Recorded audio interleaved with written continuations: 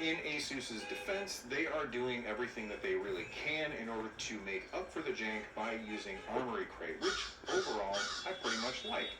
Armory Crate gives you access to the command center button on the left-hand side, which lets you change things like the refresh rate without having to go through the Windows menu options yourself. And it also takes all of your different launchers and puts all of your games in one place. But it's still not as intuitive as Steam for me, so I usually end up just launching Steam, putting it in big picture mode, and launching all of my games from there anyway. Also, some general weirdness that I've run into, where sometimes the screen just turns on at odd times when I'm not using it. I also was charging the device and I had the thumbsticks start flashing at me for some reason. I have no clue what that's all about. And then there's the fact that by default they bound some Windows functions like the task manager to the back button and D-pad.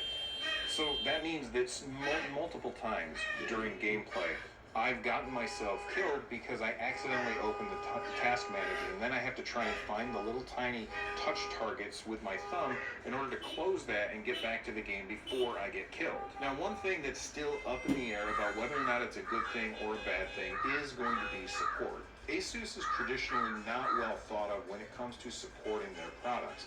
And there were some issues with the ROG Ally at launch, and they were really quiet about it. Now, that doesn't mean that they weren't doing anything. It doesn't mean that they weren't trying to fix the issues.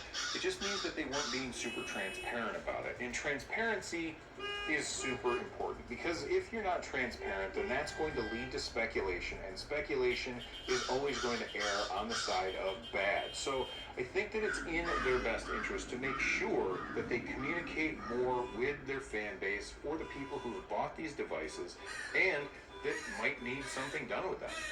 Hey everybody, Bill from the future here. I've got an update about support from ASUS about the ROG Ally. Kyle